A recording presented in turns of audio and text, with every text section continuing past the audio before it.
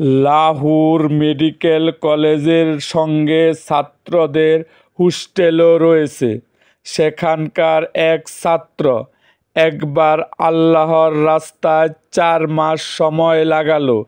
তিনচিল্লা থেকে ফিরে এসে সে প্রত্যেক দিন এক এক কামরায় গিয়ে দাওয়াত পেশ করত।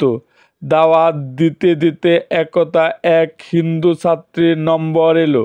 সে কিনা ছিল কলেজ ছাত্রীদের মধ্যে সবচেয়ে সুন্দরী। ছাত্রটা তাকে 1 ঘন্টা দাওয়াত দিল। দাওয়াত সমাপ্ত করে বলল, তুমি মুসলমান হয়ে যাও। মেয়েটি বলল, তোমার দাওয়াতে আমি ইসলাম গ্রহণ করব না, কিন্তু তুমি 1 ঘন্টা যাবৎ আমাকে দাওয়াত দিলে। এক সময়ের মধ্যে একবারও আমার প্রতি চোখ তুলে দেখোনি। তোমার এই আখলাকের দরুন আমি ইসলাম গ্রহণ করলাম।